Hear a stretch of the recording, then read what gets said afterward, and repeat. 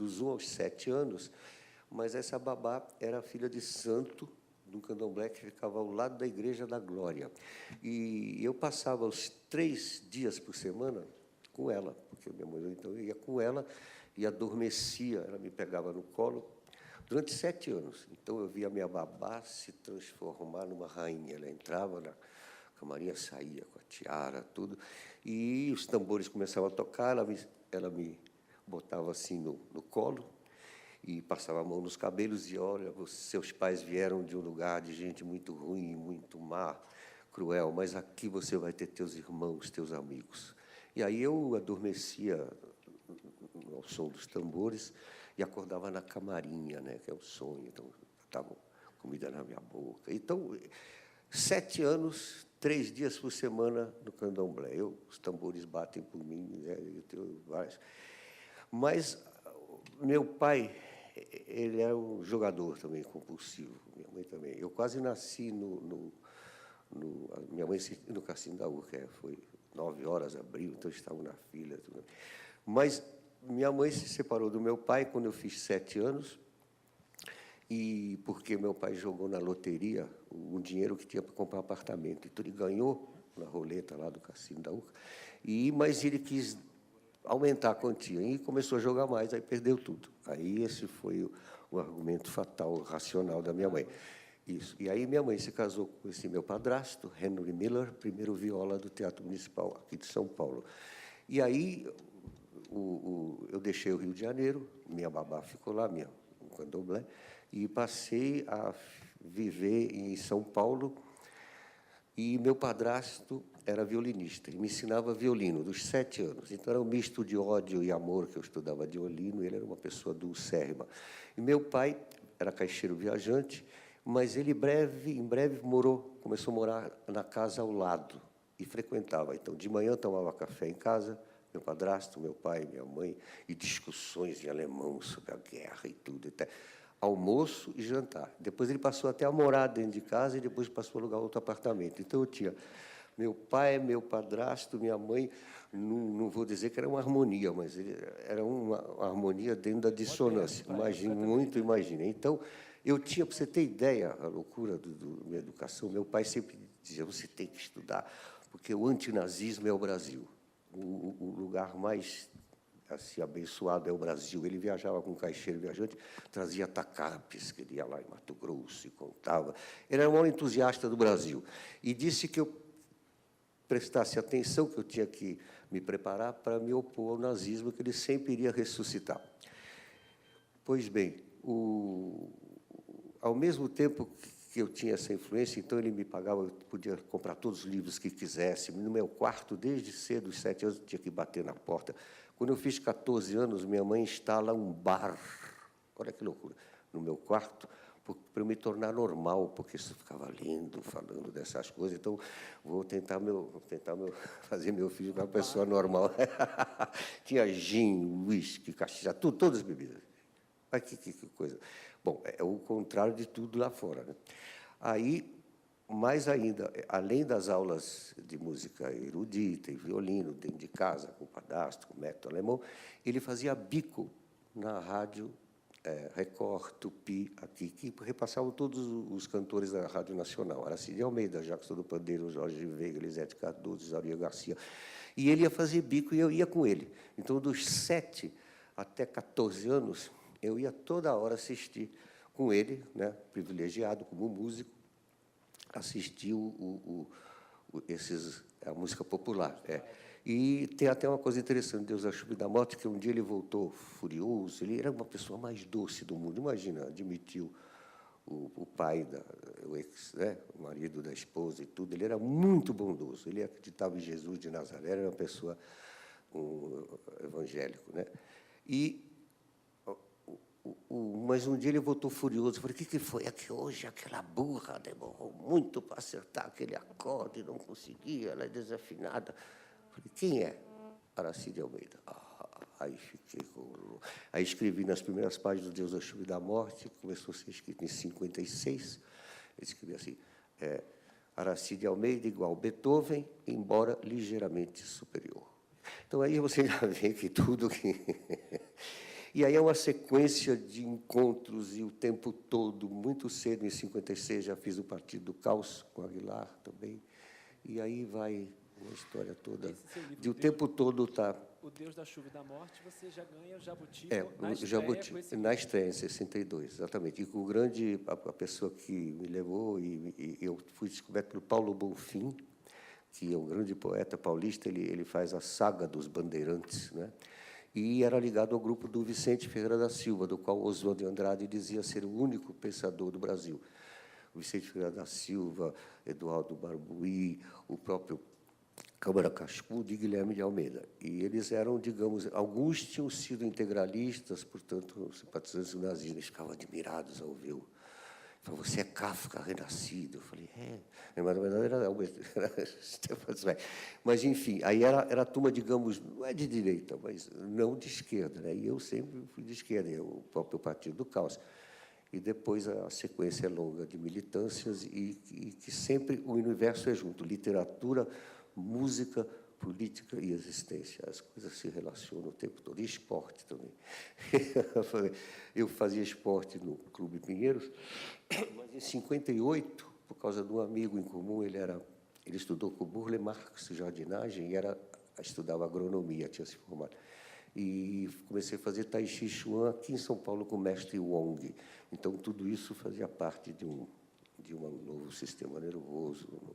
Agora, tem uma coisa curiosa, Maustra, que você foi a primeira pessoa, é o 7º encontro que a gente faz aqui, que trouxe um livro infantil, entre aspas. Sim, o Monteiro Lobato, nossa. A Reforma da Natureza. Esse aí. E eu achei legal, porque você está falando da mesa, das discussões de casa, e esse livro aqui, eles mandam Tia Anastácia e Dona Benta para o Conselho de Paz, em 1945, para resolver as questões de guerra. Né? Exatamente, é isso mesmo.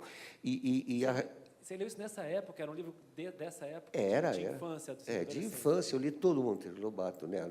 As obras de adulto também, o Jeca Tatu, o Presidente Negro, mas os livros infantis, que são a filosofia dele total. Aqui, então, você tem a reforma da natureza, é uma coisa muito atual, é a ecologia.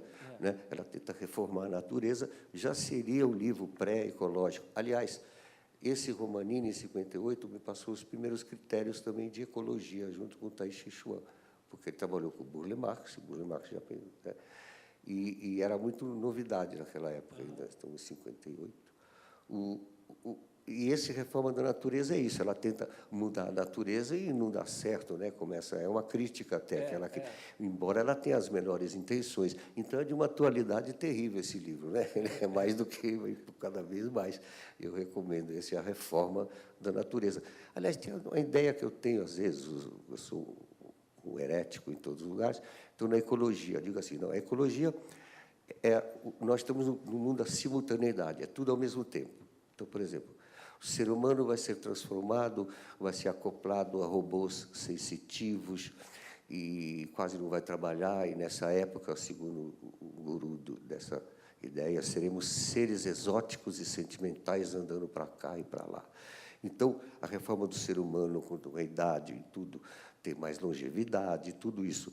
Mas o cerne do problema da ecologia é que, por exemplo, hoje, eu escrevi até um negócio para a Petrobras que era assim, a China comunista, o governo de Deng Xiaoping diz assim, somos um governo de 2 sistemas.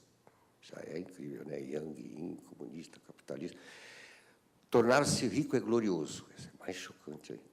Mas mais impressionante é que eles estão fabricando a capital, a cidade de Beijing, que eles querem que fale Beijing, não Pequim. Todo mundo aceitou, menos o Brasil não fala Beijing, mas é Beijing. E com a cidade mais ecológica do planeta vai ser. Já estão começando, acho que você pode comer as paredes, tudo reciclável, uma coisa impressionante. Mas às custas de 80% de energia de carvão e 20% de petróleo. Essa é a simultaneidade que nós vivemos, né? Então, é só para ilustrar. Beleza. Mas me diz uma que você estava falando do Partido do Caos, que você fundou em 56. 56. Isso também ele durou até 62, quando eu entrei para o Partido Comunista pela mão do Mário Schember, que foi para o Comitê Central com o Aguilar. E em que idade você leu Nietzsche? É dessa época também? Muito cedo. Pré-Partido do Caos? para repartir do caos.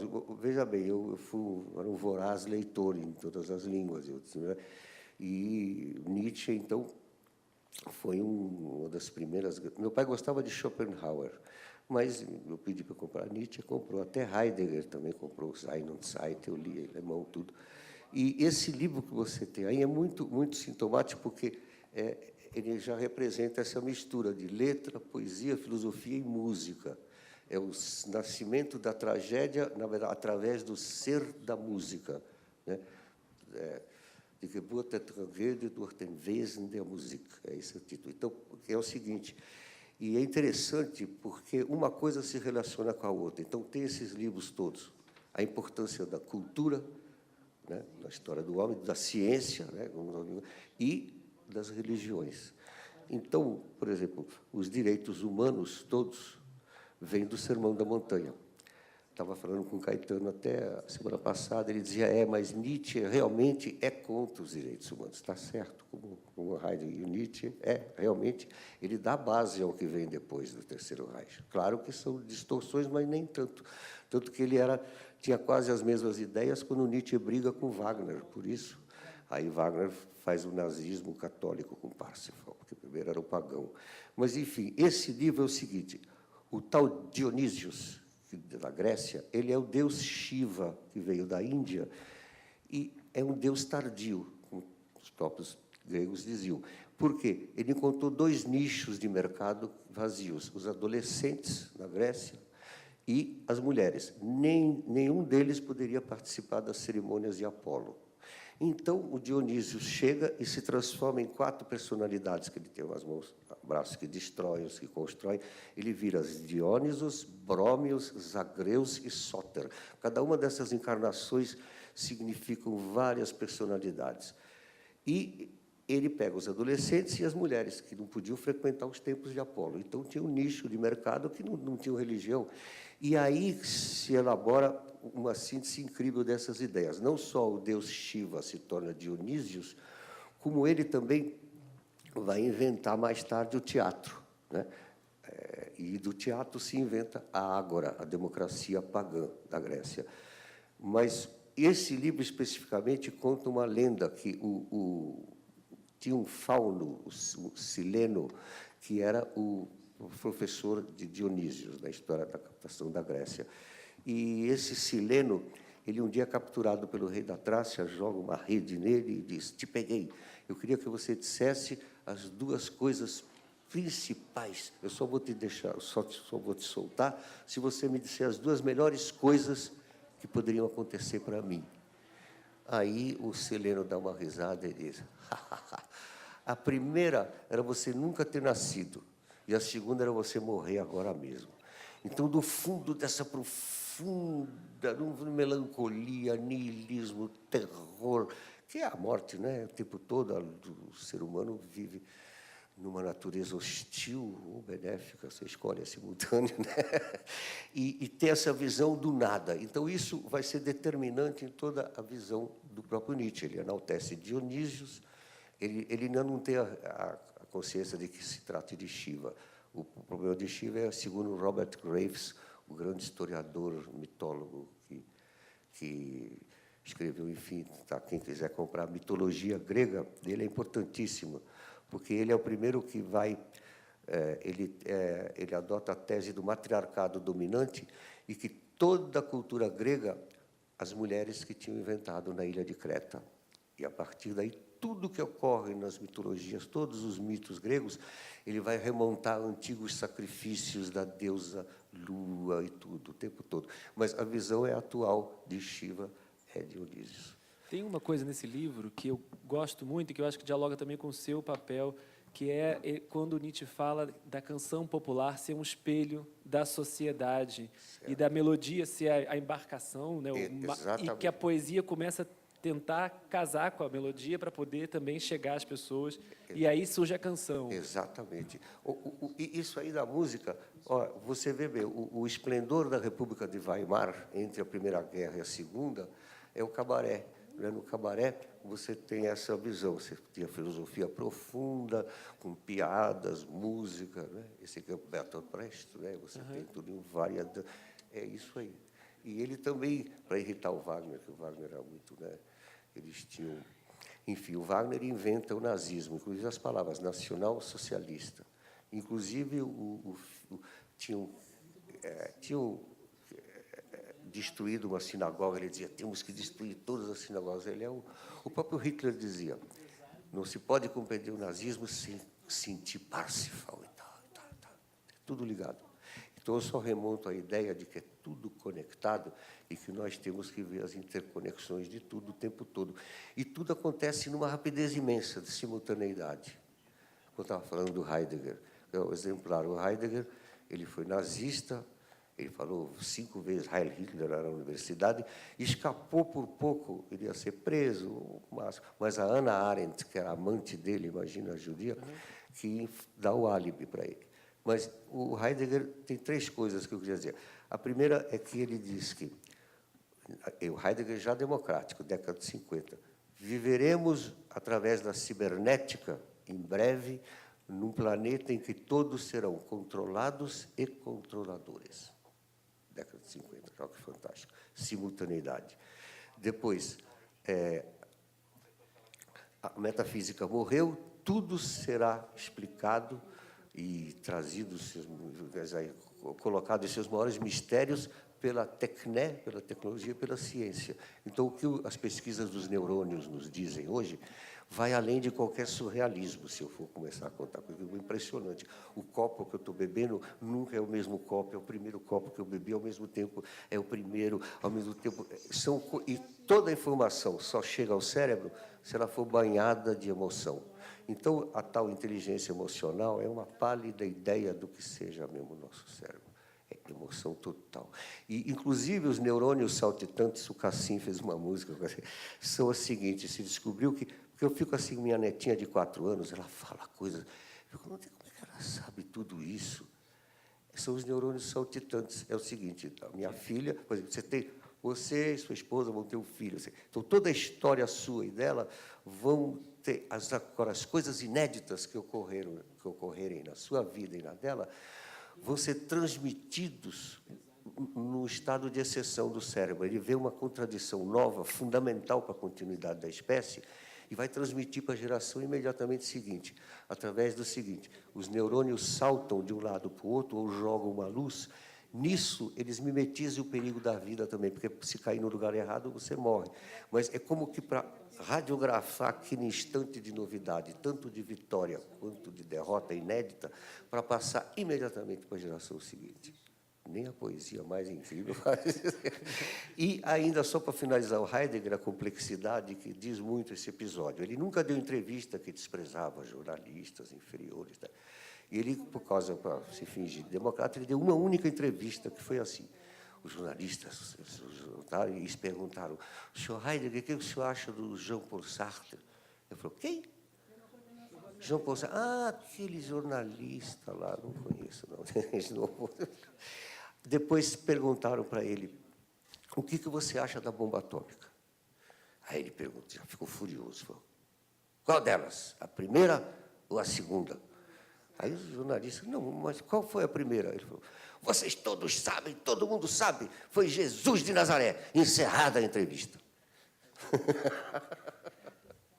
Fantástica consciência. Muito bom. Né? O Caetano conta que você que batizou o Doces Bárbaros, o grupo que eles formaram, foi por Doce Bárbaro Jesus. Bárbaro Jesus, graças a Deus. Porque com a doçura de Jesus fez muito mais que os bárbaros. Não, imagina. A Hannah Arendt, voltando a grande filósofa, né, ela dizia que Jesus de Nazaré, ela é ateia, ela não acredita, mas é a maior figura da história humana. Porque ele lança o olhar, porque até então as religiões se preocupavam com a morte, ou com coisas, problemas da vida, e vai por aí. De repente, não. É lançado, tudo é o olhar da criança recém-nascida. Então, no Evangelho de São João, essa frase, ela destaca, e uma criança nasceu entre nós. Essa permanência da novidade da criança, é a própria história da natureza, né? O que vai cuidar, o bebezinho rindo. E esse é o princípio. E o Sermão da Montanha, que são os direitos humanos. O Sermão da Montanha vai mudar a ágora, como eu contei, a Ágora era pagã, né? A democracia, depois ela acaba, e ela só vai ressuscitar muito tempo depois na forma do parlamento inglês, né? Com a Revolução Protestante, aí já é a primeira vez que você tem uma Assembleia da Ágora Democrática, mas com os preceitos fundamentais de Jesus de Nazaré. Porque senão podia ser uma democracia racista, uma democracia pagã, com escravos e tudo. Não, o Sermão da Montanha é fundamental. Ele é tudo. E vem cá, você tem uma frase no Urge de Drácon que Sim. é: ou o mundo se brasilifica, ou vira nazista. Essa é outra, obrigado. Essa é, olha, os fatos são confirmados. Esse norueguês, né, o que assassinou as pessoas, a Noruega declarou que ele é esquizofrênico, enfim, a prisão lá é luxo também, então, enfim, prisão hospício também tratar. Mas ele alegou que ele fez tudo isso. Ele escreveu um documento de 1.500 páginas na internet. Nesse documento, ele deixa bem claro que tudo que ele faz é contra a pavorosa ideia do Brasil, que o grande inimigo dele, o terror que ele tem medo que a humanidade siga esse caminho, é se tornar um Brasil, ele ainda fala multicultural, não é multicultural, é amálgama, mas a gente entende. E não é diversidade, a diversidade é apartheidizada, nós somos amálgama. E essa definição foi José Bonifácio de Andrade Silva quem nos deu. E ele é o maior, ele e Joaquim Nabuco são os principais figuras da história brasileira. Ele não apenas fez a independência, Dom Pedro I não ia fazer sozinho, Dom Pedro I engana ele, fecha a Constituinte, nós nascemos com atos institucionais, mas, quando ele abdica, ele vai pedir que volte a única pessoa que podia ser o tutor do seu filho pelo seu caráter, pelo seu conhecimento. José Bonifácio vai ser o tutor de Dom Pedro II. Então, tudo que existe foi José Bonifácio. Tutelou Dom Pedro II até ele fazer tudo certinho, inclusive a independência. Então, e a amálgama é a visão mais radical. Essa amálgama, toda a arte moderna sabia.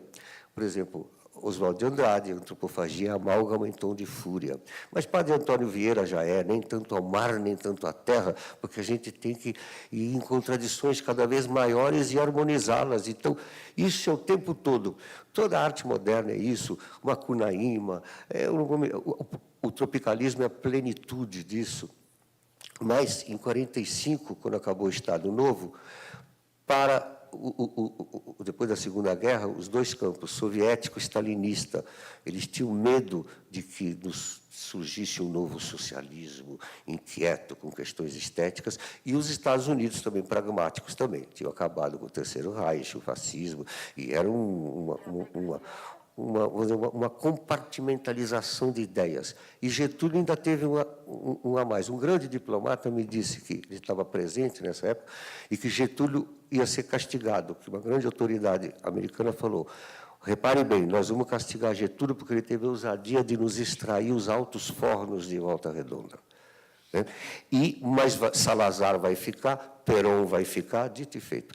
Então, a partir de 1945, tem os cronistas em jornais e pessoas que ganham muito dinheiro para dizerem: não, o Brasil não é nada disso, não, o Brasil é coitadinho, nós somos inferiores, de produto brasileiro basta eu. Eu me lembro, nasci em 1941, na década de 50, um industrial brasileiro disse: não, nossa indústria é porcaria, de brasileiro basta eu. Era um terror, até a elite era totalmente, olha que impressionante, totalmente.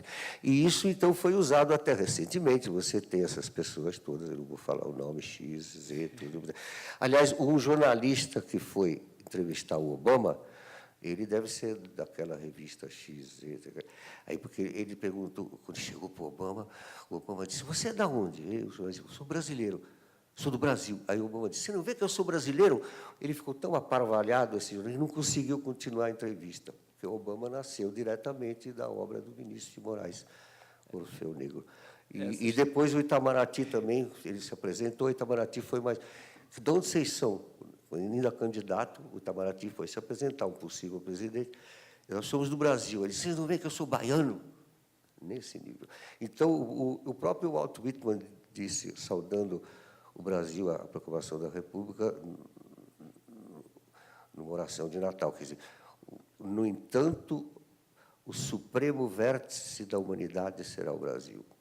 Todos viam E milhares... nisso o Stefan Zweig também, com o Brasil, o País do Futuro. E esse livro estava fora de catálogo, a gente foi achar em sebo por causa da sua recomendação. E é fascinante ver a descrição dele chegando no Brasil na década de 30, Imagina. espantado com o Depois país de e falando, viajei até São Paulo e quando olhei no mapa ainda não era nem o começo do que é esse país ainda, não cheguei nem no que ele é. E essa conciliação também das raças, as pessoas vivendo felizes, harmonicamente. Mais do que aqui, não tem nem raças, etnias indígenas já se misturam, os índios tupi-guaranis vêm para cá. E o tempo todo você tem que, por exemplo, o Gilberto Freire, que nós tentamos, mas não precisa, porque tem a ver com, durante 4 séculos, a Casa Grande, metade dos dias do ano eram feriados, para que a senzala se exibisse, entre aspas, para a Casa Grande. Não era uma exibição, era um governo compartilhado. Então, a senzala se queixava, falava, olha, o portão lá está quebrado, está entrando muito, vocês chicotearam muito o Tibúrcio, bastava 3 chicotadas de leve, para que fizeram essa maldade? E consertando, desse ponto de vista, até os segredos das relações do senhor da Casa Grande com a senzala. Todo mundo sabia, ele é filho do patrão, papai, ninguém fala. Ao mesmo tempo, grande comunicação e grandes segredos. E tudo isso começa nas caravelas. Quando a caravela já de Cabral chegava aqui, porque ele foi esmagar uma insurreição em Calicut, na Índia, ao se aproximarem de terra, primeiro só falava o padre, rezava, aí encerrava o padre no camarote e o capitão assumia e falava, olha, vocês ouviram o padre falar toda a viagem, foram as palavras da igreja, mas agora são ordens de Sua Majestade o Rei. Ao descerem em terra, vocês têm que emprenhar o maior número de nativas possíveis. Então, era uma ordem. Ao mesmo tempo, o brasileiro é casado, fiel com a mulher, mas, ao mesmo tempo, ele tem a ordem do rei de Portugal de emprenhar um maior número de nativas. Isso vai ser um mistério que vai envolver o bispo Sardinha, que, aliás, Oswaldo de Andrade retoma, porque o bispo foi lá moralizar, e os filhos dos donatários, gente rica, tipo Playboy, estavam emprenhando todas as nativas e também cantando as esposas dos caras bem casados. Então, chocava. E ele fazia sermão após sermão e disse que ia se queixar o Papa. Aí, então, o navio dele afundou, a gente sabe a história. Mas são conflitos o tempo todo, porque, na nossa mentalidade, é uma obrigação cívica emprenhar o maior número de nativas. E isso começa a história. O Caramuru, e aqui em São Paulo, o João Ramalho, né? E, na hora, era uma... Imagina. E isso tudo não é uma promiscuidade, é realmente terras do sem fim. Por exemplo, o Quilombo dos Palmares, ele estava lá quase 80 anos, ia poder ficar mais. Claro que tinham quilombos mais adiante, ninguém ia, mas o Zumbi teve a ideia de atacar como uma ofensiva defensiva, foi por isso que caiu. Gangazumba já não queria. Então, são conciliações, segredos, conluios, negociações, e por aí vai, o tempo todo, e tudo em nome da convivência possível nesse mundo. Dom Pedro II tem um livro chamado As Barbas do Imperador, da Lilian Moritz Schwartz, em que tem o próprio Dom Pedro II se apresentando vestido de tupinambá, todo ele de indígena. O Nelson Jacobina é jacobina porque o nativismo brasileiro, o romantismo, foi tão grande que já começou a enaltecer o índio, né? O próprio Stefan Zweig se espanta ao ver que, no século XIX, a eugenia do racismo já dominava as mentes e ia explodir depois em grande grau com o Terceiro Reich e todo o resto, a eugenia na ciência, tinha aquela loucura. Aqui não, quem é enaltecido? O Guarani, o índio, mesmo na visão romântica, é impressionante, isso tudo é só o Brasil. E essa originalidade foi mantida também por causa da estranheza da nossa língua. Só nós falamos o português e mais meia dúzia de pessoas. E isso também manteve a nossa condição de abrigar todos os segredos. Por exemplo, os tipos, você viaja pela Amazônia ou pelo Brasil, você tem candomblé, você tem jurema, que é rituais indígenas com candomblé, mas em cada lugar é diferente. Você anda 10 quilômetros, lá é diferente já. Isso, ao mesmo tempo, de extrema individualidade, originalidade, diferenças e com um patamar de união o tempo todo, de mutirão, de solidariedade, Isso não existe em outro lugar. Isso é só na imaginação dos poetas. Isso existe aqui.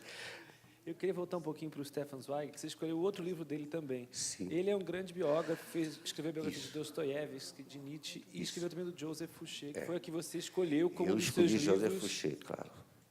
Por que essa figura, o Joseph Fouché? Por exemplo, você escolheu 2 livros também do Dostoiévski, mas da biografia você foi na do Fouché. Fouché, direto. Esse Joseph Fouché, porque é o seguinte, até então a polícia era apenas uma secretaria. Com a Revolução Francesa, ela se torna o aparelho mais importante. Embora Robespierre o Robespierre é um professor. A Revolução são aulas universais. Então, ele enacta a história da Babilônia, todo mundo em Paris cantando. E ele dizia até, a junta de instrução pública está acima até mesmo da junta de salvação pública.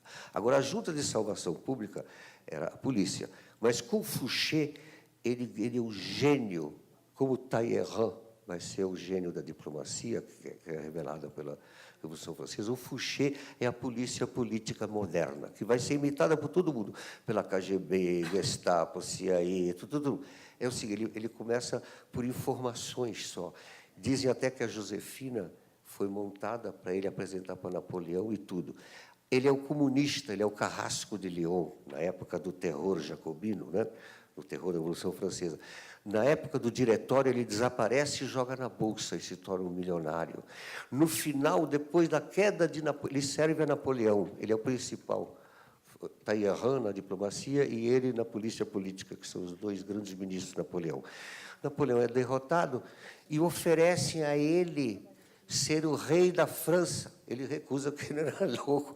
O rei fica o rei, mas ele vira duque de Otranto. Então, ele fez a revolução desde ser o mais radical comunista, jogador da Bolsa de Valores, estruturador de todo o Império Napoleônico, e, na derrota de Napoleão, ele ainda vira duque de Otranto.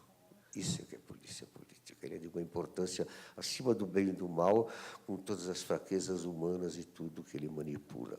E, desde então, a polícia política tem se inspirado nele. Aliás, tem um filme, não sei se é do Vajda, chama Tchecoslováquia, em que ele diz, não, nós da polícia política do Partido Comunista é que somos os verdadeiros ideólogos, nós é que seguramos a... Enfim, aí você tem várias ponderações. Se você... E, Maltner, te perguntar uma coisa. Você escolheu 2 livros do Dostoiévski, escolheu Gogol também. Isso. Esse fascínio, quer dizer, essa identificação com a literatura russa, ou ucraniana, daquela região, Eu vou dizer, o Dostoiévski, ele prega o pan-eslavismo como se fosse uma amálgama do Brasil universal. Só que ele é fúria aqui.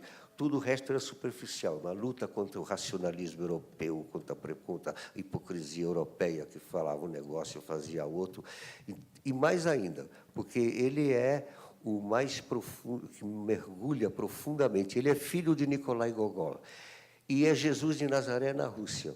Então, você tem um Jesus de Nazaré ortodoxo e que, através do sofrimento, ele atinge a realização. E, nesse livro do Gogol, o Dostoiévski, Gente Pobre, não. Gente Pobre é influenciadíssimo pelo Gogol, nós falamos já no camarim, que é um funcionário público que tinha que manter as aparências, mas ele é muito pobre, então não tinha nem chá para botar. Então, ele bebia água quente, mas para os outros vizinhos verem que ele está, coitadinho. É o mesmo que aparece aqui e o que aparece no Capote. Nessa Gente Pobre, ele é apaixonado por uma menina órfã e tuberculosa que mora em frente. E eu destaquei também pelo fato de ser o primeiro, né? Primeiro livro, e o livro escrito em cartas. Então, são cartas dele para ela para ele. Vocês imaginem o terrível fim da coisa. E o Gogol, o Capote, tem ligação, porque o mesmo funcionário público, que, na verdade, reaparece aqui, ele é um cara mais inferior, e o prazer do chefe dele é gritar com ele treme. Mas um dia, numa noite de muito inverno, ele tinha um capotezinho furadinho, também tomava chá, enganando os outros para fingir postura burocrática. Aí roubam o capote dele. E ele é tão tímido que volta para casa, morre congelado. Aí ele era tão inferior, tão ínfimo, que a repartição nem liga. Só percebe que ele estava fazendo foto dali há 3 meses. Aí morreu. Bom, aí parece que acabou a história. Mas aí não. Aí entra um parágrafo assim. a delegacia da Ponte Nevsky está apavorada, porque vem queixas dos ricos senhores em suas carruagens. Quando eles voltam, eles ouvem uma voz tênue no meio da névoa: eu quero o meu capote, eu quero o meu capote. Aí desaparece. A delegacia investiga, não dá em nada. Aí parece que, de novo, o livro acaba. Não acaba. Tem uma terceira. Agora, a delegacia está empolvorosa, porque agora os ricos senhores em suas carruagens, no nevoeiro, ao voltarem de suas grandes festas, já não ouvem a voz do fantasma. Sentem os passos de um enorme gigante que, com sua voz poderosa, grita: eu exijo o meu capote. É isso aí. Nós exigimos nosso capote. E aí ele evolui para a gente. Foi o mesmo personagem que desencadeia. Aí depois vem a recordação da Casa dos Mortos e tudo, o jogador e todos ele. E o principal dele, além dos Karamazov, todos os livros dele são geniais e influenciam o Machado de Assis, que foi comparado ao Dostoiévski na literatura europeia.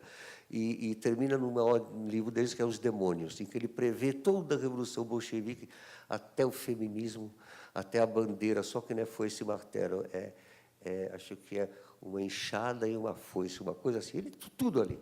E Os Demônios é o seguinte, porque no Evangelho está escrito: Jesus vê um bando de endemoninhados, né, que é demônio. Então ele pergunta: quem são vocês? Aí eles respondem numa só voz: nós somos a legião. É genial, porque a loucura é a legião. Aí Jesus exorciza e os demônios que estavam dentro desses possuídos entram nos porcos que manavam. Interessante que não desaparecem, vai para os porcos. E os porcos, então, enlouquecidos, começam a correr e se jogam do abismo. É isso que estava acontecendo com a Rússia, com o mundo. Tanto que Os Demônios termina, são 4 pessoas que dizem que tem um partido de 4.000 pessoas, enganam todo mundo. A mulher, que é uma esquerdista democrática, que fazia festas, caçoava, né? E tudo intrigas, até destruir aquela aldeia, um vai contra o outro, e um final, entre chamas e destroços, tem uma meninazinha de novo, órfã. Quem quer os livros, os evangelhos, Mateus, Lucas, João, e anunciando os evangelhos. É fantástico. E é sempre a retomada aqui para o Jesus de Nazaré e os tambores do candomblé. E essa Veracruz, Santa Cruz, nomes do Brasil, imagina a profundidade. E não só nossa origem é essa. Portugal recebeu metade do mundo de presente, a meia dúzia de pessoas. O grande império era a Espanha, né? Por quê? Porque eles receberam e acolheram os templários. Então, o Henrique de Sagres começa aí. E com um pequeno truque, os templários também vêm na condição de desesperados, torturados. Eles estão sendo queimados como heréticos na frente das igrejas. Então, do dia para a noite, eles viram vilões extremos. E eles chegam em Portugal nessa condição de humilhados e ofendidos. Mas eles têm os pontos de contato da Índia, da África, e, além do que, todo o conteúdo das outras culturas proibidas desde a Idade Média e por tudo que vem. E aí, por isso que eles têm até 3 livros sobre Cristóvão Colombo que dizem que ele era um agente português para despistar a coroa espanhola, para achar lá em cima. Isso aqui era segredo. Não é fantástico? Aí eles mudam de templários, Portugal muda o nome deles para Cavaleiros de Cristo, da cidade de Tomar, lá perto de Lisboa, você pode ver o castelo deles lá. É tudo isso. E isso, o Brasil é depositário de toda... Até os tupis guaranis vêm para cá, invadem, expulsam os outros índios do litoral, à procura da terra sem males. E também à procura de uma misteriosa palmeira azul. Fantástico, né? Isso tudo é mantido vivo. Uma cultura é amalgamada à outra e convive, e predomina, e vai. Isso aqui é... Então, o depositário das grandes culturas. A cultura negra aqui, ela se reinterpreta. Então, Lá na África, aquele rio é de Oxum. Aqui, todos os rios. Eles inventam os arquétipos antes de Jung. Os próprios arquétipos do candomblé também dialogam com os arquétipos gregos. E isso Todos se reproduz são aqui. similares. Os índios, os da cultura negra e da cultura helênica. Exatamente. E você escolheu esse livro aqui, a Mircea História das Eliade é esse. Crenças e das Esse é o maior Ideias historiador. Religiosas. Esse é o maior historiador. Ele ficou famoso por um livro chamado O Sagrado e o Profano, Mircea Eliade. Na verdade, é Mircea, ele é um romeno, né?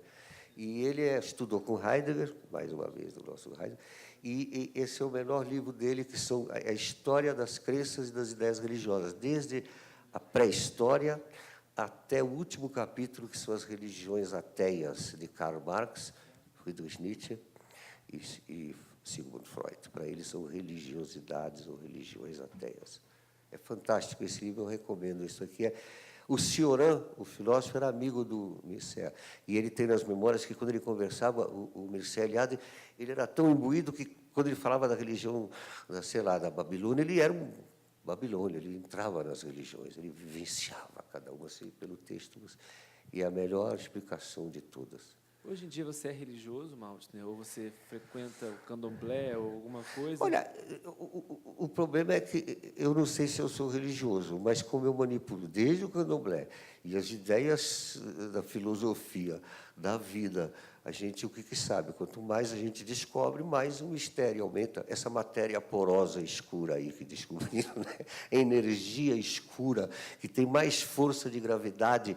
Ela divide galáxias e faz nascer as nebulosas da onde nascem as galáxias. O tempo todo são loucuras. Qual é o cálculo? É o cálculo da incerteza de Heisenberg que a gente usa, né?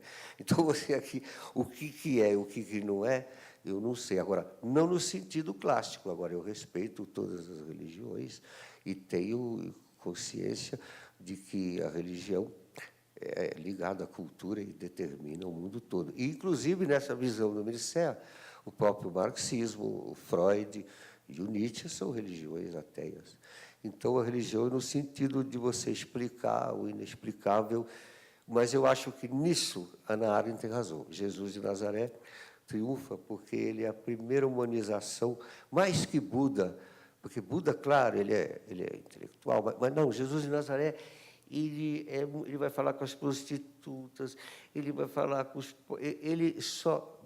Bem-aventurados os pobres de espírito. Quem são os pobres? Em primeiro lugar, no Sermão da Montanha, os pobres de espírito é o idiota de Dostoiévski. São as pessoas que têm um síndrome de Down, ou seriam portadores de necessidades especiais mentais. É a eles, em primeiro lugar. E, segundo, bem-aventurados que sofrem e choram, porque deles será... Então, é o contrário da escala do paganismo, né? A pessoa mais forte, atlética, saudável. Daí começa... Não, é o contrário. E, principalmente, os pobres de espírito. E as criancinhas. Com as criancinhas, ele, inclusive, ele fica furioso. Ele diz, quem fizer mal a um destes pequeninos que me acompanham, seria melhor que amarrassem uma modiatáfona, uma pedra, ao redor do seu pescoço e o jogassem no fundo do mar. É fantástico. Muito bom. Isso me lembrou uma discussão. Estou lendo um livro de uma escritora chamada Adriana Lunardi, que ela chama-se Vésperas, e ela refaz o percurso do último dia de várias escritoras. E ela refaz o percurso do último dia da Virginia Woolf. Sim. E a descrição dela, da Virginia, pegando a pedra na beira do rio e colocando nos bolsos do casaco para se suicidar, é de uma beleza. Parece que você está assistindo um filme. E você foi falando agora das pedras e me veio na cabeça o livro dela, aqui, uma parte, mas que vale a pena. Olha, e eu, inclusive, só para falar nisso, porque o André Valias traduziu todos os poemas do Heinrich Heine, geniais. E numas o Heinrich Heine diz que as últimas palavras do Hegel foram assim: só um homem me entendeu, e ele também não. Mas o Nietzsche, no final, as pessoas ficam furiosas. Ele se comove, primeiro, quando vê aquele jumento ser chibateado, ele chora, ele já ficou nazareno. Mas o último bilhete dele, o último, é impressionante. É dirigido para Cosima Wagner, que era parente do Wagner, que ele amava e chamava de Ariadne, do fio da meada, né? Então, é assim, Ariadne, eu te amo, assinado o crucificado. É fantástico. Ele vê ali que já briga com Wagner já, porque ele mexeu em valores fundamentais. O novo sistema nervoso não pode ser contra a piedade, não pode ser contra a solidariedade, não pode ser contra o amor, não pode ser contra a vida. Então, são coisas, parece até simples, né? Mas são as mais complicadas. Agora, a humanidade toda, atualmente, deseja isso, da primavera árabe ao Brasil, ao mundo todo, são os direitos humanos com desobediência civil, seguindo o Sermão da Montanha. Isso que determina tudo. E é mesmo o que eu posso fazer. Vamos falar dos Capitães de Areia, então, do Jorge Amado? Vamos. Que é um livro que foi proibido, queimado em praça pública. Isso, ele era... Acusado de apologia ao comunismo. Isso, imagina, ele era partidário, né, do comunismo. Esse livro, nós estávamos falando, tem o sacrifício do candomblé de um cavalo, né, que assusta, que maldade, realmente. Mas são os capitães de areia, são crianças abandonadas, são já os meninos, né, da rua, são os perturbadores da ordem, aquela coisa marginal.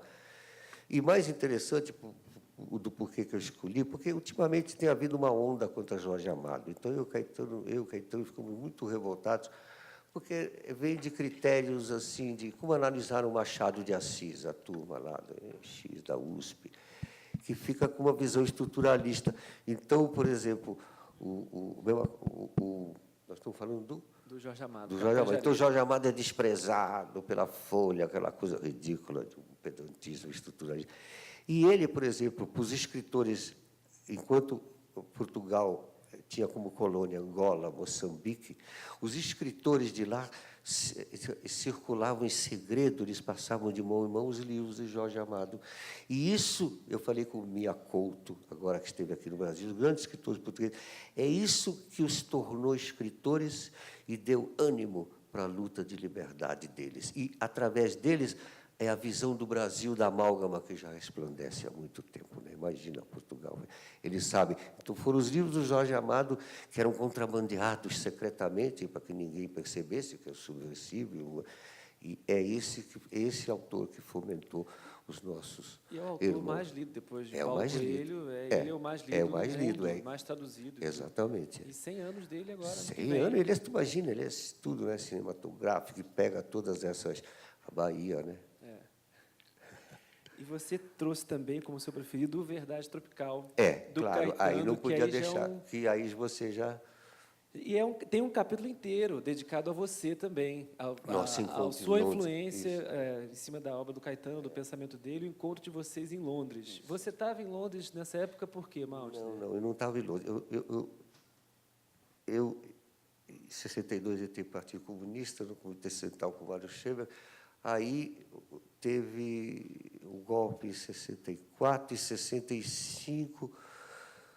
Fim de 65, 66, eu fui em curso na Lei de Segurança Nacional, ainda era Castelo Branco. Então, fui recebido pela Embaixada Americana, logo fui trabalhar na Unesco, me tornei secretário do grande poeta Robert Lowell. Robert Lowell era secretário literário do Ezra Pound, Ezra Pound era secretário literário do Eliot, eu fui secretário dele. E ele, sabe o que ele fazia?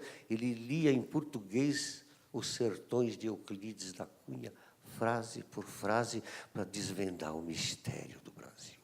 Então, eu estava nos Estados Unidos, lá naquela época mais badalada. Eu falava muito com os Black Panthers, STS, os movimentos de libertação sexual, tudo que estava mais fazendo política do que era o dia do partido. Tinha um cara do SNI que me ia visitar toda semana, se fingia de fã literário, porque eu já tinha publicado vários livros. E o Roberto Schwartz vinha com o Partido Comunista que dissolveu as células para ver o que eu estava fazendo, o que eu precisava de alguma coisa. E pelos jornais eu sabia da existência do tropicalismo. E mesmo porque a Nessie Rocha, que era irmã do Glauber Rocha, levou Deus à Chuva da Morte em 63 para o Glauber. Então, já tinha o Rogério Duarte, também tinha contado. E Deus e o aí, Diabo na Terra do Sol, ele atribui ao Deus a chuva e da morte, né? Uma inspiração em cima do seu não, livro. nós éramos, falávamos, ele até tem uma frase, ele dizia, eu sou do caos, se eu fosse me definir, eu diria que eu sou do caos com K, do Jorge Malta, isto é, se ele o permitir. Depois, outra frase, diz, lá veio o chato do Jorge Malta. Mas tem todos... Mas eram conversas assim, a gente filosofava, aquela época era comum. Voltando ao que você me perguntou do Caetano. Então, eu cheguei lá, porque eles ficaram muito amigos, num amigo comum meu, Arthur de Melo Guimarães, que está nos meus livros como personagem, e com Aguilar eu fiz esse Partido do Caos com ele desde 56. E aí, então, eles estavam quase que hóspedes, não na casa, mas frequentavam, porque o Arthur tinha ido atrás dos Beatles, e ele, a esposa dele. E aí eu os encontrei e imediatamente começamos a formar nossas conversas de células, não, digamos, células, conversa dia e noite. Aí rendeu o filme O Demiurgo, que, graças a Deus, eu tinha uma cópia. Você sabe que a cópia, ela apodreceu, tanto como no filme do Bial agora, mas sabe quem tinha a cópia? Você tem, graças a Deus. A TV Cultura. A TV Cultura manteve, olha que fantástico, você também tão fantástico, porque apodreceu o original. Agora, a TV Cultura guardou em estado impecável, fantástico, né, que tem trecho. E aí esse filme mostra que eram discussões o tempo todo. Então, vinham os artistas, a gente logo participava, estudava. Meu pai, ainda com 75 anos, dava aula de matemática quântica, cálculo da incerteza e tudo, você saiu, falava, do Caetano, a gente conversava. Era, na verdade, um bloco de exilados, né, querendo voltar para o Brasil só. O filme reflete isso, nossas conversas, e nossa aliança total, né, porque, desde então, tem sido... Inclusive, eu cheguei 6 meses antes, a pedido... eu estava com a Violeta Raiz, né, que é a irmã do Miguel Arraes, o governador, e ela era a pessoa que recebia todos os torturados e os que tinham sido trocados no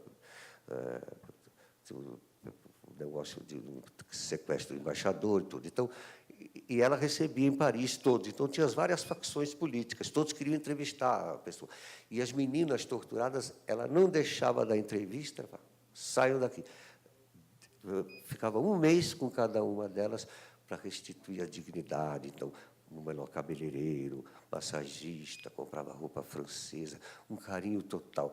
Mas ela era da opinião de que uma conversa era na Catalunha, Espanha, aos últimos dias de Franco ainda, com os amigos do Partido Comunista de Barcelona.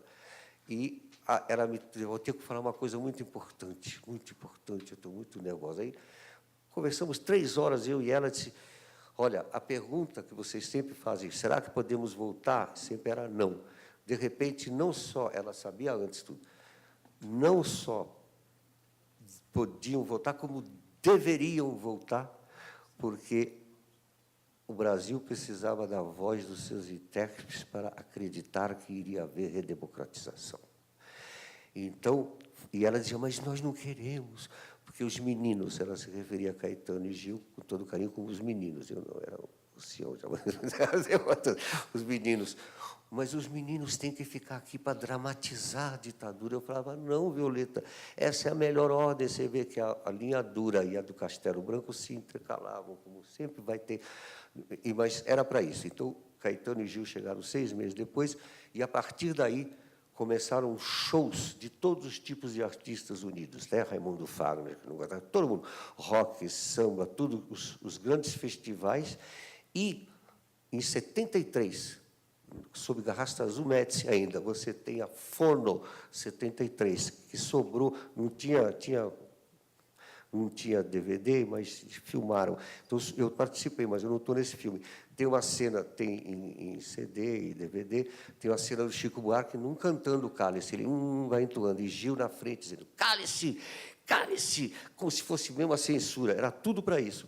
No final daquele ano, 73, vem as Nações Unidas, sempre atrás das multinacionais, claro que é fantástico, e faz o show no Museu de Arte Moderna dos Direitos Humanos. Então, o Exército cercou, aquilo era território internacional. Foram essas duas manifestações. A partir daí, de 74 em diante, os shows foram culminando, é aí que se irradiou a redemocratização, se quebrou a espinha dorsal da linha dura, e teve vários ataques, por exemplo, aquele negócio do fuminho do Gil em Curitiba, era tudo, aí ele foi liberado. Depois teve, quando ele fez a versão do Bob Marley, Woman No Cry, que é a coisa mais impossível, eu diria, Woman No Cry. Mas Woman No Cry, que fala dos presos, dos nossos amigos presos, era tudo interferência para ver se barrar. Mas isso já era a linha castelista. Até Águas Claras. Águas Claras foi o ápice desse processo, em que um show se sucedia ao outro e as pessoas conversavam de política durante o show, depois do show, durante o show, tudo é impressionante. Então, foi através dessa volta, atuando em vários níveis o tempo todo, que se fez essa mudança. A própria bomba do Rio Centro também, né? Tudo, e a Violeta também veio, exatamente, a bomba do Rio Centro, últimas tentativas, sempre, que era assim, uma ondulação. E triunfou isso, e você tem vários episódios que eu estou narrando nesse próximo livro, são muitas coisas, né?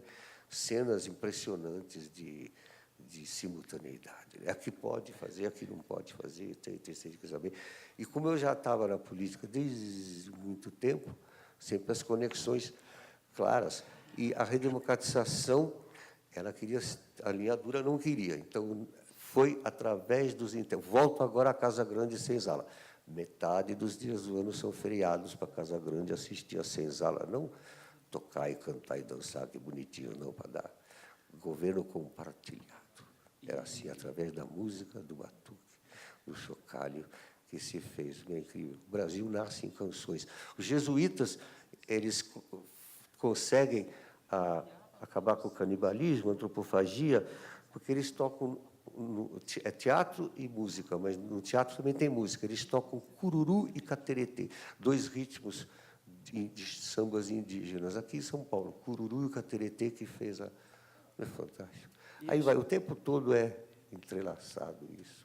Eu acho importante, porque a gente voltar ao tropicalismo, fica Sério? um movimento, Total. porque eu acho que quando é como se a Semana de Arte Moderna de 22 aí fosse Aí o expandida povo explodir pro pelas povo mãos do... como cultura, né? Exatamente. Essas ideias do próprio amálgama e as fronteiras da música, isso tudo se dissolvendo e chegando... Informação e a importância do Brasil. Então, ao que a gente universal. consegue viver hoje, né? O tropicalismo tem essa ruptura que... Não, e ele mesmo aponta todos os caminhos. Você tem a exaltação da música mais brega, porque era uma época assim, antes do tropicalismo, as pessoas eram muito divididas. A bossa nova é genial, o Jobim e João Gilberto. Mas tem uns energúmenos da bossa nova, que está tendo ricas, achavam o Luiz Gonzaga um horror. Luiz Gonzaga, Baião, horror. Mesmo o samba do Nelson Cavaquinho era primário. E música caipira, então, aí isso era a coisa mais medonha que existe para eles. Era um divisor. O próprio Jorge Ben era podado. Ele não podia tocar a bossa nova, porque ele não era bossa nova. Olha, não podia tocar com o Nelson Cavaquinho. E quem o recebeu? A bossa nova que devia ter o recebido. Não, quem recebeu foi o Roberto Carlos e o Erasmo Carlos. Havia passeata contra a guitarra elétrica. Exato, aqui em São Paulo, mas quem recebe braços, ele braços foi o marchando. rock do Iê, Iê, Iê. E é Roberto Carlos quem vai visitar Caetano, Caracóis dos Meus Cabelos, no meio da ditadura, sendo ele quem é, representando ali. Isso estava assim. Genial, né?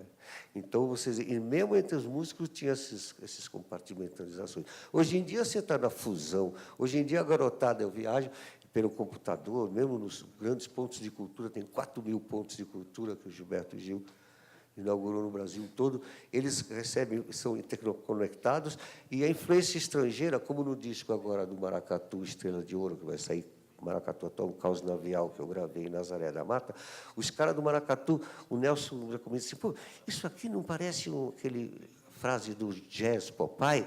O cara diz, é isso mesmo, eu ouvi, coloquei no meio, maravilhoso. Então, a absorção não é imitar música estrangeira ou cantar inglês, é o contrário, é condimentos que a gente escolhe, mas a determinante é nossa.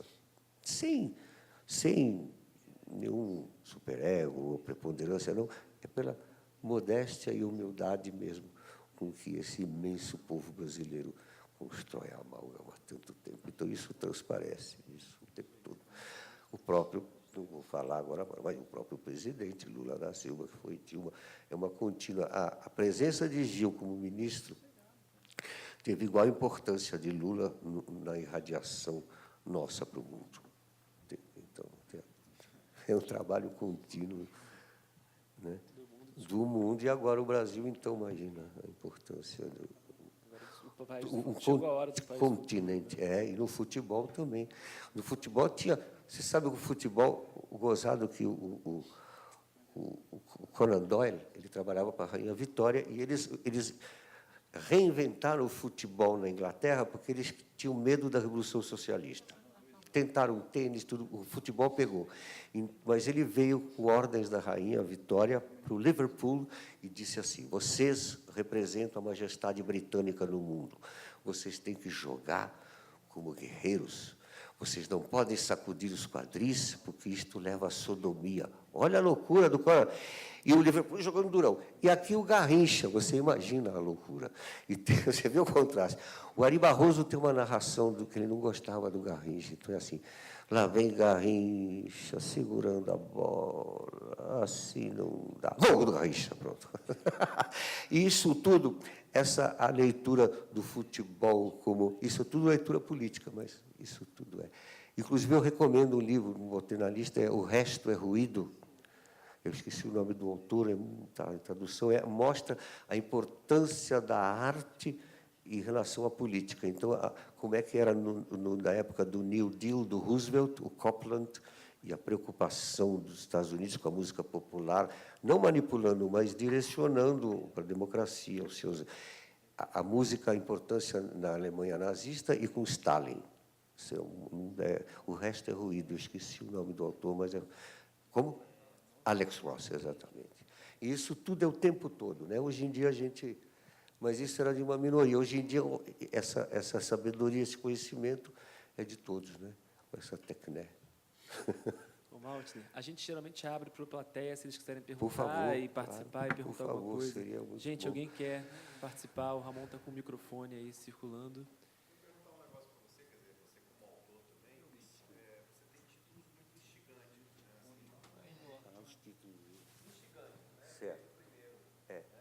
Deus da Sua e da Morte. Mas o título geralmente sintetiza a ideia do livro, né? Tem Nem impacto. sempre, né? Por isso que... Às vezes ele disfarça. Mas eu acho que nessa coisa é como a minha poesia é automática. Os títulos Caos com K, por exemplo. Por que Caos com K? Meu pai, muito cedo, botando meu pai, além de tudo, a literatura e filosofia, ele era um grande conhecedor de ciência, falava da biogenética, que seria a coisa mais importante, e já com 8 anos, 9, ele falava: está vendo essa poltrona? Não existe, tem um buraco aqui. Aí eu ficava assustado. Me pegava pela mão para atravessar a rua, parava no meio da rua, Itapeva, dizia: pode vir um buraco negro e sugar a gente. Então, eu já tinha ideia toda do cálculo da incerteza que ele me ensinava já. Ao lado da matemática comum, já vinha essa matemática que já tem outros critérios, e a ciência... Então, o caos com K vem dessa ideia. Então, já era... O caos depois se tornou conhecido. Esse caos aqui é de 1959 e 60. Ele saúda a criação de Brasília em todo esse tempo, com todos os panfletos políticos, tudo junto. Mas é caos com K para diferenciar do caos com C, que é a desordem ou a ordem natural das coisas. Então, nós, em cima desse caos, fabricamos um caos, mas não pode ser um triângulo, que triângulo não existe na natureza, nem esfera, não existe. Então, cada corpo é um corpo, então tem que ser individual essa nova geometria fractal e tudo. Então, essa consciência me foi dada logo cedo do Heisenberg, do próprio Einstein, meu pai, de Lord Einstein. Então, tinha todas essas ideias. Vejam bem, eu sou uma vítima.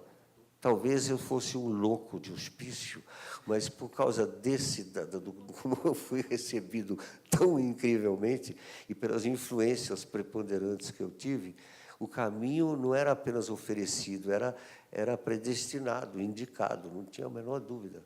Então, eu me exprimir era a questão de eu conseguir minha própria salvação, ou como eu escrevo para me livrar dos demônios. é a mesma coisa. E o título vai na mesma coisa. Toda a minha obra, minhas músicas, minhas ações são como num espaço religioso de grande importância o tempo todo pela história do Brasil. Mas é verdade que são emoções que são tão verdadeiras, não tem, por favor. Maltner, falando em emoções, eu, vindo aqui para o SESC, a gente está muito próximo da Cracolândia. Sim, me disseram, exato, que é algo dramático. E você trouxe alguns livros que dialogam com esta realidade, e eu apontaria o Capitães da Areia, em que nós temos o Jorge Amado profético, mostrando o problema da juventude, da criança, e talvez sem imaginar como as coisas ficariam muito mais difíceis, complexas e aterrorizantes. E foi citado também que o Jorge Amado hoje não tem tanto interesse à leitura do Jorge Amado, principalmente na Europa mesmo. Talvez tenha havido uma mudança de foco na literatura europeia e mundial, no sentido de que os livros hoje que falem sobre a China, a Índia ou a própria questão árabe estejam chamando mais a atenção do público leitor. O Jorge Amado ficou uma espécie assim, de trop brésilien para um momento. Seria uma pontuação que eu ia fazer. E, no momento em que você falou de Dostoiévski, de Gogol, de toda essa coisa da pobreza, da melancolia que trespassa nesses livros, eu fiquei pensando no espaço que nós estamos ocupando agora aqui, ouvindo você. Sim. Não é? Mas uma outra coisa também que me chamou a atenção foi que você não nos trouxe livros de poesia, e você é um poeta. Sim. E eu gostaria que você também falasse um pouco sobre isso. Pois não. Primeiro que, na minha concepção, são também livros poéticos, porque são poesia em prosa, a história das religiões, e meus livros em prosa também são prosa poética, mas são prosa. Eu tenho um único livro de poesias de amor e de morte, e o resto era música popular. Então, eu deixei a minha poesia para as músicas, né, que tem alcance imediato, nem tanta gente lê livros assim, né? E o que eu queria dizer sobre, claro, você falou da Cracolândia, né, da realidade das drogas, a frase que eu uso é o do John Lennon. Ele disse assim: as drogas e o álcool me deram asas para voar, depois me tiraram o céu. É isso aí. Mas isso ainda é muito elegante para a realidade terrível que nós estamos enfrentando. Isso é uma questão da saúde, da segurança. As cidades do Brasil, várias, as menores cidades, têm o crack e têm o oxi, né? Tem essa devastação. Agora, você me lembrou a Europa. A Europa, depois da Segunda Guerra Mundial, ela acabou, ela não é nada. Nós estamos vendo os seus últimos gritos histéricos, desesperados, e eles exploraram o mundo. Era a Espanha, a França, principalmente a Inglaterra, com suas colônias, e dominando o mundo todo, né? E eles são pequenininhos, eles são... A Alemanha lá é o principal, né? Tem até um historiador que, recentemente, ontem, declarou no jornal que a Alemanha arrebentou a Europa na Primeira Guerra, na Segunda, e agora, novamente, mas é uma piada. Acontece que, depois da Segunda Guerra Mundial, eles mataram todos os gênios, os artistas, os ciganos, homossexuais, libertários, profundos. Não tem mais inteligência. Eles estão... A Europa hoje é um lugar de autômatos que vivem de memórias degradadas do passado. E não tem nada. Até o Günter Grass, que é o grande escritor alemão, ele é ruim. E ele foi da SS também, quando criança. Eles não têm mais imaginação, eles mataram todo mundo, o resto foi tudo embora. Foi para os Estados Unidos, foi para o Brasil, Stefan Zweig. Eles se esvaziaram, eles não existem. Aquilo, a Europa é um blefe. Eu mesmo tenho até, recebi Cruz de Honra da arte, da ciência, da Áustria, tudo. Mas eles são muito coitadinhos, eles precisam da gente, entendeu? Não só o FMI dando dinheiro, mas da nossa simpatia. Ó, senhor, as coisas não são assim. O melhor de lá é Portugal. A primeira vez que eu fui para Portugal, disse, que estado brasileiro é esse que eu não conheço? O resto, me desculpe, e eu compreendo que muito do Brasil fique assim, deusando a Europa. Aquilo é coitadinhos, não tem nada a dizer mais. Aquilo acabou. E acabou deixando coisas boas, como o marxismo, a Revolução Francesa, ideias em que eles eram ainda incríveis. Depois acabou. Aquilo é um lugar inerte, não acontece nada. Olha, fiquei 1 ano na Áustria, fiz excursões pela Alemanha, eu vi os jovens recebem muito dinheiro, isso repetiu nos meus encontros enquanto Gil ministro, eu com comissões da Ucrânia, da Alemanha, embaixador alemão, dizendo, Gil, qual é o segredo do Brasil ali? Nós damos dinheiro da juventude, triste, triste, aqui negrinho na bicicleta, assobiando, rindo, qual é o mistério? Isso faz 30 anos já, é ele ainda como vereador e eu como chefe de gabinete na Bahia. Passam-se os tempos, ele como ministro, a Ucrânia, no pleno Carnaval da Bahia, importando um pouco da misteriosa alegria nossa. Aquilo lá, e não quer dizer nada. A Europa, infelizmente, não, eu nem vou quando me pede para excursar, eu não gosto de excursionar, sinceramente, não é, eu estou falando aqui com colegas, eu não gosto, a grande aventura, a grande história é o Brasil. Aquilo lá já era, não tem mais nada. Eles são coitadinhos. Pequeno, não tem nada. Pega, aquilo é do tamanho de pequenininho, tanto na alma quanto nas ações. Eles são muito egoístas. Lá, o amigo do amigo é carrancudo, tem raiva. É tudo assim, é um terror. Eu tenho um terror da Europa.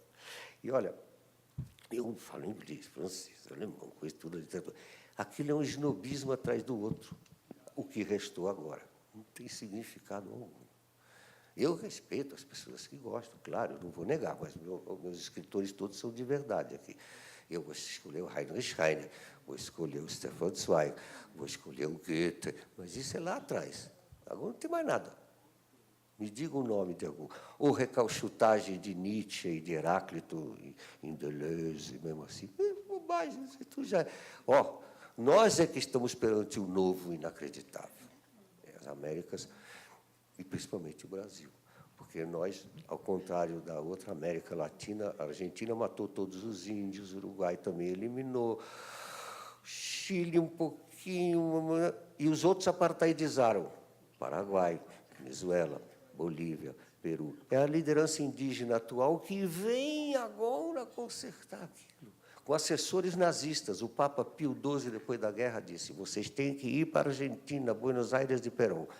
Foram. No meio do caminho, a Operação Odessa desembarcou na África do Sul e inventou o apartheid, com requintes de democracia. Namíbia é ecológico, nós não vamos interferir em vossa cultura, vocês continuem simples e verdadeiros como vocês são, só para manipular. Isso é a África do Sul. Aqui, de Buenos Aires, eles subiram, foram para o Paraguai, assessorar o Stroessner. O Klaus Barbie, grande criminoso da SS, foi assessor de 4 governos de ditadores da Bolívia. Tem uma cena filmada pela BBC, que tinha um judeuzinho que tinha uma vendinha, e aí a polícia da Bolívia faz um desfile gritando na cara dele, nós outros somos la Gestapo, nós somos. É triste, agora, apartheidizados, precisa vir o Morales agora, o da Venezuela, é tudo novidade. Agora o Brasil está à frente, porque aqui foi um outro critério, era meia dúzia de portugueses influenciados pelos templários, agora cavaleiros de Cristo, tendo que confraternizar com terras do sem fim, com índios e com os escravos todos. E é o único lugar que os escravos perdoaram os seus senhores. Olha que fantástico essa história. Tanto que tentativas de tornar o caso nosso igual ao Black Panthers, elas se quebram. O Abdias Nascimento, meu grande amigo com Solano Trindade, tinha um pouco dessa visão, mas ele se rendeu também. Aqui é amálgama. E Machado de Assis, quem é? É um negro. O maior poeta de Santa Catarina, quem é? Cruz e Souza, é um negro. E vamos por aí, que todo mundo é mestiço, no mínimo. E isso não precisa ser como Vinícius, eu sou o branco mais negro do Brasil, no sentido de que essa amálgama ela se transmite como emoção cultural. O norueguês tem razão, né, ao dizer que ele odeia isso aqui, que esse é o grande espectro apavorante para ele. Por favor. E Guimarães Rosa, grande escritor esse, eu podia ter escolhido Guimarães, que é uma das minhas... Tinha que ser 10 livros, eu até botei 11. Guimarães arriscou sua vida, e a esposa dele, para contrabandearem judeus da própria embaixada lá, em Berlim, para cá. Mais uma ali e a gente fecha. Por favor. Boa noite, Jorge Boa noite. Walter. No seu passeio literário, você pontuou 3 questões fundamentais, a meu modo de ver. Simultaneidade, Sim. amálgama e Isso, Brasil. exatamente. Os leitores, os escritores são fantásticos, mas eu senti falta de Darcy Ribeiro. Ah, mas desculpa, mas, oh, meu Deus, o Darcy é essencial. Oh, Quando ele diz que o Brasil é a nova Roma, uma Roma tardia e tropical, colocando Roma no contexto e no papel que ela deveria desempenhar no momento do Cristo, lá atrás. Exatamente. O que você pensa sobre isso? Eu gostaria de ver a tua visão acerca dessa passagem. Eu não só eu concordo inteiramente, como visceralmente com isso. O Darcy Ribeiro foi meu grande amigo, eu tenho tantas... Inclusive, eu, há uns 25 anos atrás, fui substituí-lo na Suíça, ele não pôde ir, fui lá falar em nome do Brasil. E ele era muito amigo meu, imagina, o Darcy Ribeiro, mesmo politicamente, nossos encontros sempre foram assim. E ele tem toda a razão. Eu citei o Darcy na maior importância quando eu disse que, depois dos caras que jogavam água gelada no entusiasmo de 45, o povo não ligou, porque veio o tropicalismo e fundou-se Brasília, ideia também do Darcy Ribeiro para o Juscelino, né? Isso era evidente. O próprio Juscelino foi o primeiro também que, até então, na França, então, a embaixada recebia com comida francesa. E ele fez isso, mas ele ousou também as sobremesas serem brasileiras. Foi o maior escândalo para o Juscelino. Isso é tudo Darcy Ribeiro, imagina. O Darcy é fundamental para essa história, o antropólogo que... E o Viveiros de Castro, atualmente, que eu acho que também tem uma visão muito incrível sobre... Porque os nossos indígenas são a mais profunda cultura, tanto original quanto proto ou pré-taoísta, proto ou pré toda a cultura hindu que vai surgir. Eles já têm, por exemplo, a alegada preguiça, que se dizia, os índios são preguiçosos, não é, é o vuvei, é o pré-vuvei do taoísmo, que é a ação da não ação. Nós influenciamos na exposição dos índios tabajaras em 1600, logo eles ficaram acampados no Rio Sena 6 meses, foi em 1700, foram várias, o próprio Voltaire foi assistir, o Jean-Jacques Rousseau, e eles ficavam impressionados, 6 meses ali pescando, tinha peixinho no Rio Sena, e eles ficavam horas olhando para o céu, é o vuvei da ação, da não ação. Descobriram-se no Rio da Prata acupuntura com espinhas de peixe, já tinha aqui tudo. E fora, agora, as trilhas secas de canais, que descobriram, eu falei isso, dos sucurucus, há 1 ano e meio, quase 1 ano e 8 meses. Uma bomba atômica de notícia. Os antropólogos boquiabertos no Alto Xingu viram os índios sucuyucus mostrarem trilhas secas de canais que se adentram milhares de quilômetros floresta dentro. Então, eram canais de irrigação e de navegação, o que muda toda a história dos nossos ancestrais. A Amazônia não é só fruto do cerrado, ela é um jardim plantado pelos nossos ancestrais. É fantástico. Isso tudo E o hominídeo brasileiro, que ia nascer na Serra da Capivara, eu cheguei a falar? Falei. Mas porque os nossos ancestrais, as descobertas... agora, há 2 semanas atrás, os botocudos, no Samba Kiss, lá do Lund, que é amigo do Kierkegaard, lá dos Botocudos, no Rio Grande do Sul. Eu vou visitar com o filme TV Brasil. Eles têm 40 mil anos de idade, no mínimo, e são misteriosíssimos, não se sabe. Isso tudo é história a ser desvelada ainda.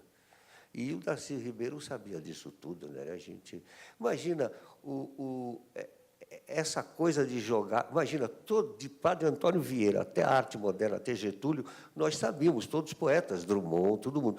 Depois que houve a mediocrização forçada por causa do medo pragmático do Stalin e dos Estados Unidos, com medo que o Brasil inventasse uma coisa nova, já que teve o simpatia com o Terceiro Reich, depois Getúlio mudou. E o medo. Getúlio foi castigado por ter feito Volta Redonda, mesmo. E o Brasil foi determinante na vitória na Segunda Guerra Mundial, por causa da nossa borracha também, não só pelos batalhões heróicos. Montgomery fala do Monte Castelo. Quem são estes guerreiros que parecem os antigos guerreiros mitológicos mongóis, que, sem medo nenhum, assaltam as casamatas de metralhadoras nazistas com gritos e com uma faca na mão? É a Peixeira. Elogiando ali. E a borracha, que não tinha borracha sintética, o Japão ocupou a Indonésia, tudo, então tinha. Sem o Brasil, Hitler não teria sido derrotado, não teria borracha, nada. Fora o heroísmo nosso lá. O tempo todo. E ainda tinha racismo. As tropas negras não podiam desfilar, os brasileiros também não. Lembra? Agora, isso tudo foi derrubado de vez. Mas ainda, de vez em quando, tem. O nazismo é insistente. Você vê, o norueguês volta a falar, o inimigo dele primordial somos nós. Com muita Gilberto Freire, o mestiço, é que é bom, né? E mas todos mesmo, imagina. E a mestiçagem é um ato também de conhecer o outro sem projeção. Você passa a endossar a atmosfera psíquica dele, poética, imaginária. Aqui, então, isso é o ser do brasileiro, né? Como o Darcy Ribeiro descreve. Imagina, aquilo essa aqui. Eu tive em Brasília, esse Caos com K, eu falo muito do Darcy Ribeiro toda hora no Caos com K, que eu cheguei em Brasília, estava sendo construída ainda, 59, 60. Aí tinha, as aulas eram, na universidade, às vezes não tinha teto, não tinha, porque chove pouco, então tinha os telhados. Aí eu ia na aula de matemática, falavam de música. Na aula de música, falavam de matemática. Era tudo ao avesso e tudo por todas as experiências que se fazem hoje, tudo já estavam sendo feitas ali. Digo mais, a própria ditadura.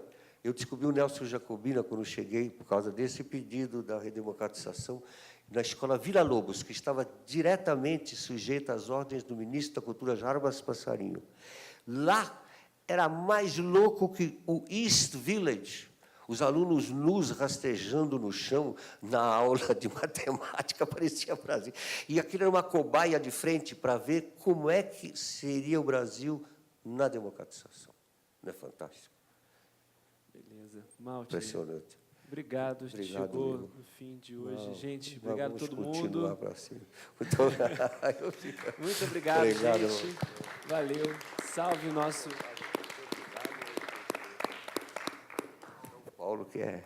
Bom, obrigado, São Paulo. Feliz ano novo para todo mundo, que esse último ilustre leitor do ano. Que a gente volte ano que vem com mais conversas. Malte, obrigado pela alegria, pelo entusiasmo, pelo aulão. Obrigado, imagina. E qualquer coisa, se alguém quiser escrever, meu e-mail é j.malte, em vez de Jorge Malte, é j.malte@yahoo.com.br. Qualquer coisa é direto para mim.